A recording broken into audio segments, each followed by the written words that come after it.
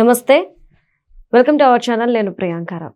ఏదైతే మహిళా reservation 33% bill ఉందో ఇది చట్టసభల్లో పాస్ అవ్వలేదు. ఏవైతే ప్రతిపక్ష పార్టీలు ఉన్నాయో అవన్నీ కూడా ఈ బిల్ని వ్యతిరేకించాయి. అయితే ఇక్కడ ఒక కీలకమైన అంశం, ఇక్కడ చంద్రబాబు నాయుడు గారు ఈ బిల్ని స్వాగతించారు. అంటే కూటమి మొత్తం స్వాగతించింది. కాంగ్రెస్ ఆల్రెడీ చట్టసభల్లో వ్యతిరేకించింది. ఇది పక్కన పెట్టేస్తే వైఎస్ఆర్సీపీ. మరి జగన్మోహన్ రెడ్డి గారు తన నిర్ణయాన్ని చెప్పలేదు, లేదంటే ఇండైరెక్ట్గా ఏమైనా హింట్ ఇచ్చి చెప్పారా, లేఖలు రాస్తారు కాబట్టి వాళ్ళు లేఖలు పంపించారా, ఎవరికి తెలియట్లేదు. అసలు జగన్మోహన్ రెడ్డి గారి స్టాండ్ బాబు వైపా లేదు అంటే కాంగ్రెస్ వైపా? సో దీని మీద డిస్కస్ చేద్దాం. మనతో పాటు సీనియర్ జర్నలిస్ట్ సిఎస్ రావు గారు ఉన్నారు, ఆయనతో మాట్లాడదాం. నమస్కారం సార్. సార్, అంటే జగన్మోహన్ రెడ్డి గారు ఒక్కొక్కసారి బయటకు వచ్చి నో అన్నారు అంటే చట్టసభల్లోనో ఎక్కడో, లేదంటే ఇండైరెక్ట్గానో ఎస్ చెప్పేస్తున్నారని అర్థం. కానీ ఈ మహిళా రిజర్వేషన్కి సంబంధించి ఆయన ఏం మాట్లాడట్లా. మరి ఇప్పుడు అసలు ఈయన బాబు గారి వైపు ఉన్నారా, లేదంటే ఇండియా కూటమి వైపు ఉన్నారా, ఎవరి వైపు ఉన్నారు? మాట్లాడారు, చాలా క్లియర్గా ఒక డైరెక్షన్ ఇచ్చారు.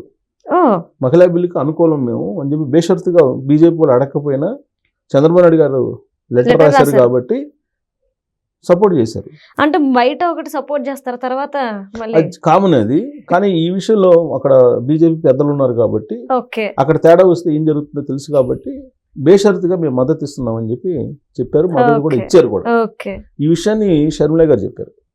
షర్మిల గారు ఏం చెప్పారంటే, మీరు బేషరతుగా మద్దతు ఇచ్చారు, ఇది అన్యాయం, ఇది అక్రమం, మహిళలకి ద్రోహం చేశారు మీరు అని చెప్పి తనదైనటువంటి స్థాయిలో జగన్మోహన్ రెడ్డి గారిని మాట్లాడుతూ, రాజశేఖర రెడ్డి గారి ఆత్మ ఘోషిస్తుందని చెప్పారు. ఎందుకు? రాజశేఖర రెడ్డి గారు ఏదైతే అనుకున్నారో దానికి విరుద్ధంగా జగన్మోహన్ రెడ్డి గారు వ్యవహరిస్తున్నారు. కాబట్టి రాజశేఖర రెడ్డి గారి ఆత్మ ఎప్పుడైనా ఘోషిస్తుంది అని అంటే ఇప్పుడే ఘోషిస్తుంది, జగన్మోహన్ రెడ్డి గారు చేసేటువంటి పనుల కారణంగా అని చెప్పి ఆవిడ కామెంట్ చేస్తారు. ఎందుకనంటే బీజేపీకి వ్యతిరేకం రాజశేఖర రెడ్డి మొదటి నుంచి. ఆయన కాంగ్రెస్ భావజాలం. రాహుల్ గాంధీని ప్రధానమంత్రి చేయాలనేది ఆయన కళ. అనేక సందర్భాల్లో అనేక వేదికల మీద ఆయన చెప్పినటువంటి మాట నేను కూడా విన్నాను. ప్రత్యక్షంగా నేను కూడా ప్రెస్ మీట్లో ఆయన చెప్పింది విన్నాను. రాహుల్ గాంధీని ప్రధానమంత్రిని చేయడమే నా ధ్యేయము అని చెప్పి ఆయన చెప్పేవాళ్ళు. మరి దానికి విరుద్ధంగా ఇప్పుడు జగన్మోహన్ రెడ్డి గారు వ్యవహరిస్తున్నారు కదా అనేది షర్మిల గారు చెప్తున్నారు. ఇప్పుడు ఆయన నోట్ల రద్దుకు సపోర్ట్ చేశారు, తర్వాత జిఎస్టీకి సపోర్ట్ చేశారు, సిఏఏకి సపోర్ట్ చేశారు, 370కి సపోర్ట్ చేశారు, 370 రద్దుకి, వ్యవసాయ బిల్లులకి సపోర్ట్ చేశారు, ఉపరాష్ట్రపతి ఎన్నికల్లో సపోర్ట్ చేశారు బీజేపీకి, రాష్ట్రపతి ఎన్నికల్లో సపోర్ట్ చేశారు. బేషరతుగా ఇప్పుడు తాజాగా మద్దతు ఇచ్చారు. ఏది? బీజేపీ వాళ్ళు ప్రవేశపెట్టినటువంటి బిల్లుకి.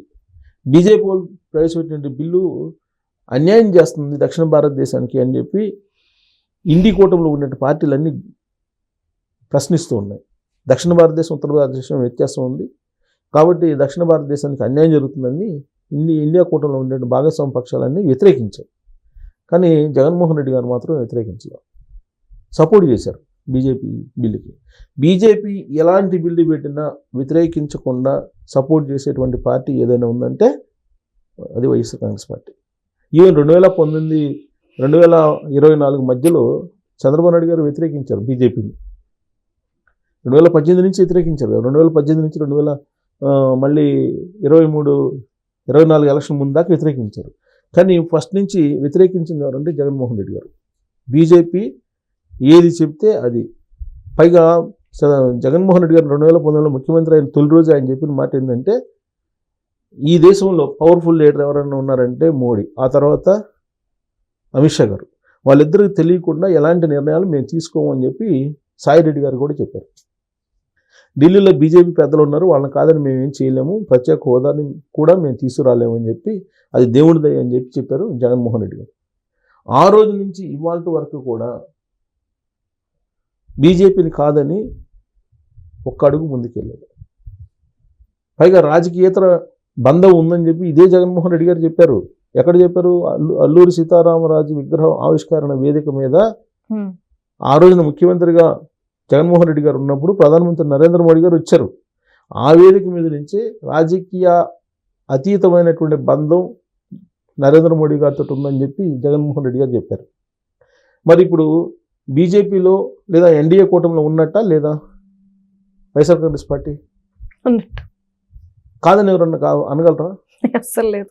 మరి జగన్మోహన్ రెడ్డి ఏమో ఒకవైపు క్రిస్టియానిటీ అంటారు, క్రిస్టియన్ ఓట్ బ్యాంక్ అంటారు. క్రిస్టియన్లకు సంబంధించిన ఫాదర్స్ ఏమో జగన్మోహన్ రెడ్డి గారు క్రిస్టియన్ అని చెప్పి ఆయన సపోర్ట్ చేయమని చెప్పి వాళ్ళు మత ప్రబోధంలో భాగంగా ఇవన్నీ చెప్తుంటారు. మరి ఆయన క్రిస్టియనా హిందువా అనేది ఇప్పటికి కూడా తెలుసుకోలేనటువంటి సందిగ్ధంలో చాలామంది ఉన్నారు. ఇప్పుడు షర్మిల గారు ప్రతిసారి సందర్భం వచ్చినప్పుడు చెబుతున్నారు, అసలు ఆయన ఎందుకు బీజేపీ వాళ్ళకి సంబంధించినటువంటి బూట్లు నాగుతున్నాడని ఆవిడ తనదైన సైడ్లో ప్రశ్నిస్తూ ఉన్నారు. కేవలం కేసుల కోసం భయపడి జగన్మోహన్ రెడ్డి గారు వాళ్ళకి మోకారిల్లుతున్నాడని కూడా ఆవిడ చెప్తున్నారు. ఇదేనా రాజశేఖర రెడ్డి గారి యొక్క స్ఫూర్తి, రాజశేఖర రెడ్డి గారి యొక్క రాజకీయ చరిష్మాన్ని తీసుకెళ్ళటం అనేది అని కూడా ఆవిడ ప్రశ్నిస్తున్నారు. రాజశేఖర రెడ్డి గారు బతికుంటే అసలు ఇలా జరిగి ఉండేదా? వాళ్ళ దొడ్డులో మనిషిలాగా ఉన్నాడు జగన్మోహన్ రెడ్డి గారు. అసలు ఇలాంటి పరిస్థితి ఎందుకు రావాలి? రాజశేఖర రెడ్డి గారి ఆత్మ ఘోషిస్తుందని చెప్పి ఆవిడ ఇప్పుడు ప్రశ్నిస్తూ ఉన్నారు. ఈ మహిళా బిల్లు సంబంధించినటువంటి జరిగిన తర్వాత వాస్తవంగా మహిళా బిల్లుకి సపోర్ట్ 3/200 మెజారిటీ ఉండాలి. ఆ మెజారిటీ లేదని తెలిసే పార్లమెంట్లో బిల్లు పెట్టారు. కొన్ని బిల్లు పెట్టిన తర్వాత విపక్షాలు ఏమైతే అడిగారో పునర్విభజన నియోజకవర్గాలది వేరు, మహిళా బిల్లు వేరు అనేది వేరుగా పెట్టమంటే రెండు కంబైన్ చేసి పెట్టి నియోజకవర్గాల పునర్విభజన ఎలా చేస్తారు అని అంటే 50% అనేది చెప్తున్నారు, ఓవరాల్గా చెప్పారు. కానీ అది బిల్లులో మెన్షన్ చేయలేదు అనేది ఇప్పుడు ఇండియా కూటమిలో ఉండేటువంటి వాళ్ళు చెప్పేటువంటి మాట. అంటే జనాభా ప్రాతిపదికన చేస్తే 2011 జనాభా ప్రాతిపదికన చేయాలి అని 2011 ప్రకారం చేస్తే దక్షిణ భారతదేశంలో నియోజకవర్గాలు ఇప్పుడు ఉన్నటువంటి వాటికన్నా కూడా తగ్గుతాయి. ఆ రేషన్లో ఉత్తర భారతదేశంలో ఉండేటువంటి విపరీతంగా పెరుగుతాయి. సో ఇక్కడే కాంగ్రెస్ పార్టీ అభ్యంతరం పెడుతుంది, కాంగ్రెస్ పార్టీ కూడా అభ్యంతరం పెడుతుంది. అలాగే కూటమిలో ఇండియా కూటమిలో ఉండేటువంటి వాళ్ళు కూడా వ్యతిరేకిస్తున్నారు. కానీ జగన్మోహన్ రెడ్డి గారు అనుకూలిస్తున్నారు. మరి ఇదేమి సూత్రం? నువ్వు ఎన్డీఏలో భాగస్వామి అయితే ఎన్డీఏలో భాగస్వామి చెప్పు. అలా చెప్పకుండా బీజేపీకి సపోర్ట్ చేస్తూ ఇంకొక వైపు క్రిస్టియన్ ఓట్లన్నింటినీ తన ఓట్లుగా భావిస్తూ రాజకీయం చేయడం ఏంటి అనేది షర్మిల గారు ప్రశ్నిస్తున్నారు. సో కాబట్టి సంధికాలంలో ఉన్నారు. వైఎస్ఆర్ కాంగ్రెస్ పార్టీ ఎక్కడుంది? ఏంటి భావజాలం? బీజేపీ భావజాలమా, హిందూ భావజాలమా, లేదంటే క్రిస్టియన్ భావజాలమా, లేకపోతే ఏంటి అసలు ఏ భావజాలం ఆ పార్టీది అని అంటే ఇప్పుడు స్పష్టంగా చెప్పలేని పరిస్థితి. బేషరతుగా మద్దతు ఇస్తున్నారు, అడిగినా అడగకపోయినా బీజేపీకి ఎన్డీఏకి. చంద్రబాబు నాయుడు గారి పక్షమే ఉంటారు ఎక్కడ? ఢిల్లీలో. ఇక్కడేమో విపక్షంగా ఉంటుంది చంద్రబాబు నాయుడు గారికి. రాష్ట్రంలోనేమో చంద్రబాబు నాయుడు గారికి విపక్షం, ఢిల్లీలోనేమో చంద్రబాబు నాయుడు గారి పక్షంలో నిలుస్తున్నారు వీళ్ళు. అంటే ఎక్కడున్నట్టు వీళ్ళు? తెలుగుదేశం పార్టీకి విపక్షమా లేకపోతే తెలుగుదేశం పార్టీకి అనుకూల పక్షం ఇది వైఎస్ఆర్ కాంగ్రెస్ పార్టీ? ఇక్కడ వ్యతిరేకిస్తున్నారు, రాష్ట్రంలో వ్యతిరేకిస్తున్నారు, ఢిల్లీలో సపోర్ట్ చేస్తున్నారు. సో కాబట్టి ఇంత సంధికాలంలో ఏ పార్టీ బహుశా ఉండదు అనుకుంటా, వైఎస్ఆర్ కాంగ్రెస్ పార్టీ ఉంటుంది. చంద్రబాబు నాయుడు గారు లేఖ రాశారు కదా క్లియర్గా. లేఖ రాసినప్పుడు ఏమని రాశారు? ఈ బిల్లుకి సపోర్ట్ చేయండి అని రాశారు. జగన్మోహన్ రెడ్డి గారు సపోర్ట్ చేశారు కదా, అంటే చంద్రబాబు నాయుడు పక్షం నిలబడినట్టే కదా. జగన్మోహన్ రెడ్డి గారు చంద్రబాబు నాయుడు పక్షాన్ని నిలబడి ఇప్పుడు బిల్లుకి సపోర్ట్ చేసినట్టే కదా.